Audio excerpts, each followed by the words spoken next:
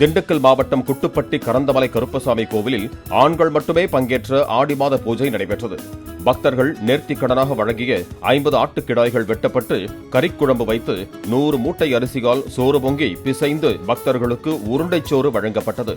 சுற்றுவட்டார கிராமங்களைச் சேர்ந்த ஆண்கள் அதிகாலை முதலே கறி விருந்து சாப்பிட்டனர்.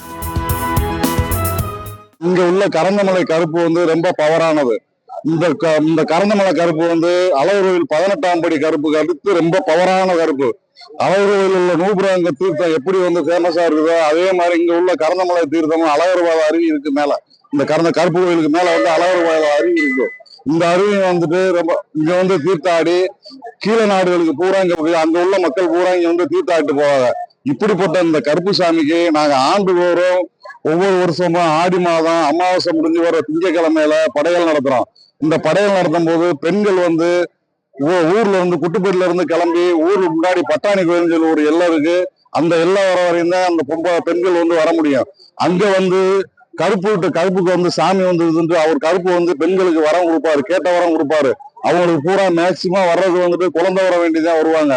குழந்தை வர வேண்டி வர்றவங்க குட்டி தர்றான் பானை தரன்னு சொல்லிட்டு வேண்டிக்கிறாங்க. குட்டியும் கலையும் தரணும் வேண்டிக்கிறாங்க.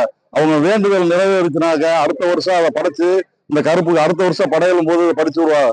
அந்த பட்டாணி கோயிலுக்கு அப்புறம் ஊர்ல உள்ள ஆண் மக்கள் மட்டும்தான் இங்க வருவோம்.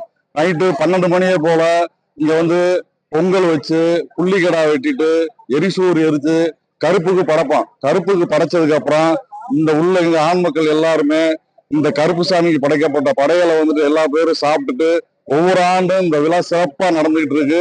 இங்க எப்படியும் வேண்டுதலை பொறுத்து 50ல இருந்து 100 கடா வரையும் இங்க வெட்டி எல்லாத்துக்கும் படைச்சிட்டு அன்னதானமா சோறு உருண்டை உருட்டி அதையும் கொடுத்துட்டு போய் எல்லாத்தையும் சந்தோஷமா இது பண்ணிட்டு போவாங்க.